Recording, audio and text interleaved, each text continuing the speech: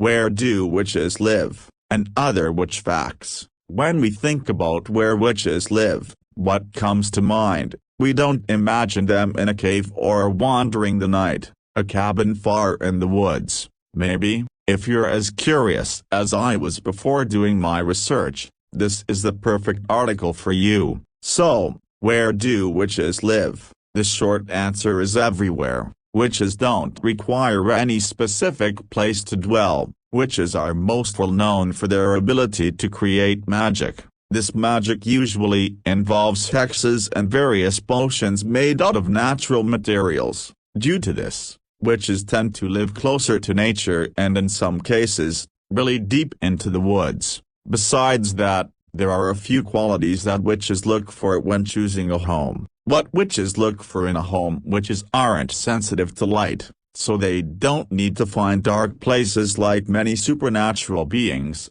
And they don't have any crazy features that need to be hidden, such as sharp fangs or an inconceivable amount of hair. Certain witches are more connected to various elements. Some witches are drawn to the water while others are more drawn to the soil. Where they choose to live is largely based on their connections and what materials they require to make their hexes and potions. However, depending on the witch and the type of witchcraft they practice, some might be so far out there you wouldn't have a clue where to start looking.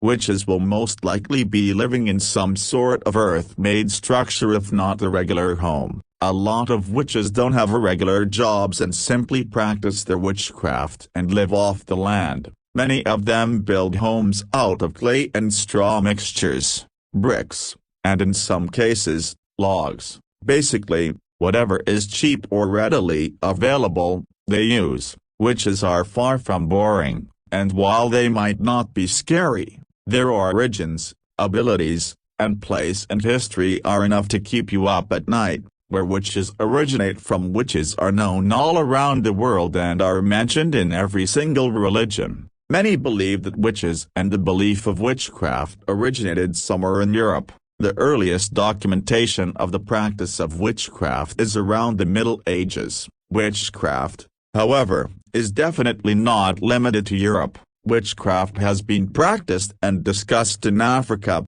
North and South America, Europe, Asia, Oceania, and Russia. From Christianity and Judaism to Islam, witchcraft is present in countless religions. While witchcraft might seem interesting to you and us, it is considered evil and in some cases even satanic, depending on the region and religious beliefs. There was a professor named Norman Jevitz who stated that a lot of medical arts were somewhat responsible for starting or fueling the witchcraft controversies that plagued New England. Physicians and surgeons are able to not only diagnose diseases that are typically unseen by the human eye, but they are able to cure them. Due to this, there were 46 male physicians, surgeons, and apothecaries who were named in various court transcripts involving New England witchcraft. How to spot a witch? We know that we can't go searching the woods for a specific style of home to find a witch,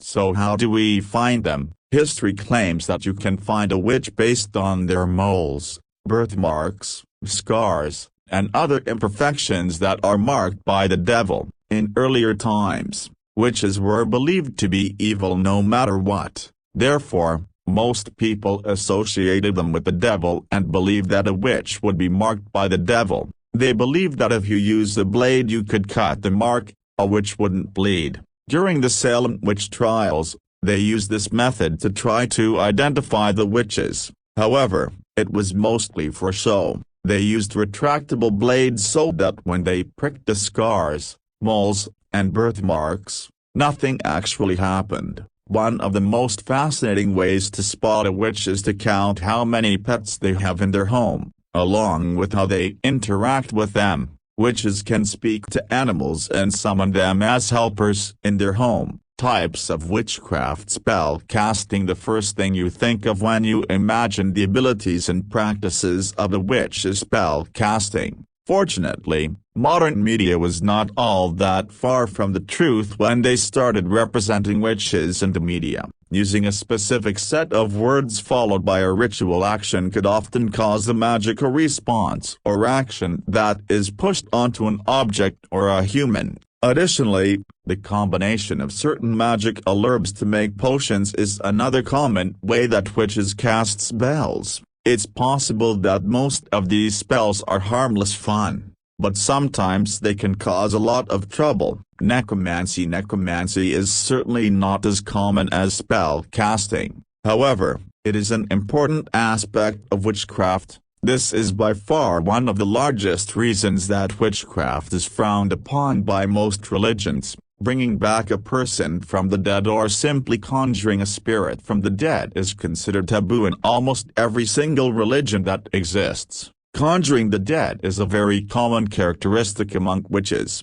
whether they like to practice it or not. Some are against it because they don't believe it is natural or safe, while others have no problem doing it.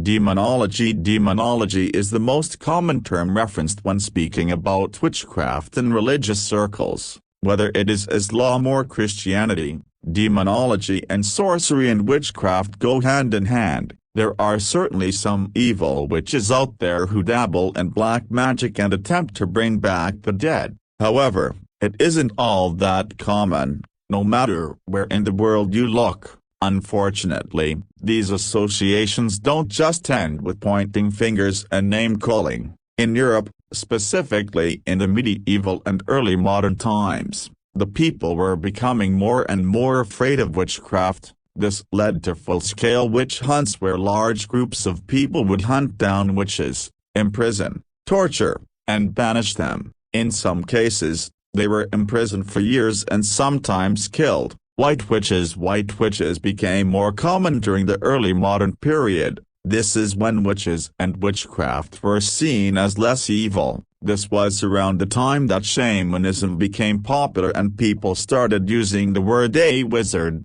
sorcerer, and a wise man rather than witches. It is unclear if this turn of events was because they started associating men with the craft or if people's minds truly changed. It could be because women were mostly targeted during the medieval times. It could also be because men who practiced the same craft were never targeted at all even in the early modern period. The Manual on Witch Hunting in 1486. There was a manual written on witch hunting by German monks. Various religions used this manual, but it was most common in Catholics and Protestants. This book was used and studied for hundreds of years. In the manual, you would find information on how to find a witch along with what characteristics made her different from any other woman. The book not only made people afraid of witches, but it also made them out to be evil without explaining that some witches are good. Additionally, there were countless pages on why witches were predominantly female and rarely male. Nowadays, we also say a wise woman and a witch without any negative associations. In general, a lot of the white witches are known to be healers and can mediate between the spiritual and regular worlds. Some claim to be able to speak to fairies and various types of spirits as well as visit different worlds. Famous witch trials. Without a doubt, the most famous witch trial of all time is the Salem witch trial. This trial is famous for various reasons. One of the most shocking aspects of it is that it only happened 328 years ago. In the grand scheme of things, that isn't that long ago. The Salem witch trials took place in Massachusetts between 1692 and 1693. There were over 200 people accused of witchcraft, and out of the accused, 19 of them were found guilty. Most of the victims were teenagers younger than 17 years old and mostly female. 14 women and 5 men were hung and died. Various others died in jail or were killed for refusing to plead guilty. The death count is why the Salem witch trial has become one of the most famous in history. During the 17th century, 12 other women were killed in Massachusetts and Connecticut. The trials might be known as the Salem witch trial and the most famous trials were held there, but other towns were involved such as Dangers, Ipswich, and Andover. In 1992 there was a 300th anniversary to pay respects to the victims. There was an entire park dedicated to the victims. In 2016, the University of Virginia created a project called the Gallows Hill Project. This project was made to create a memorial to all of the victims at the execution site in Salem. Are all witches female? Contrary to popular belief, all witches are not female. This is one of the main reasons why witchcraft and witches are still such a popular topic. Many women have been treated horribly, outcasted and even killed without any actual proof that they were doing anything wrong. Men have been practicing the craft or crafts similar to it for just as long as women. However, they carry different titles such as shamans and sorcerers, which has probably spared them from a lot of judgment and criticism. Are all witches considered bad? This is the most common misunderstanding related to witches and witchcraft. Witches are not all bad, and it is harder to find information on bad witches than it is to find information on good witches. Spells, hexes, and potions have a lot of negative connotations surrounding them. However, they can be used for good and are used mostly for good. They can be used to cure illnesses, help lost widows speak to their loved ones beyond the grave, and keep evil away from your homes. Additionally, some witches don't even practice any type of craft. They simply are interested in herbalism, studying different flowers, trees, and herbs to use for medicinal purposes. Others simply pray and meditate or use their intention to create a better future for themselves. Witches practice in a number of different ways and most of them are completely harmless. Is witchcraft the same as Satanism? Witchcraft is definitely not the same as Satanism. Witchcraft is the study and practice of a specific craft, while Satanism is a religion. Satanism is the worship of Satan. It involves the destruction and distortion of popular Christian symbols such as turning the cross upside down and the inverted pentagram. Additionally, many religions have been insisting for years that the study of Satanism involves the belief in witches. This is because witchcraft can be used for both good and for evil. Some spells, hexes, and potions can be used to cause harm and in some cases kill people. However, the evil side of witchcraft is quite small and this belief is quite misleading. A woman could simply consider herself the witch because she studies herbalism and wants to call herself that, not because she practices the craft.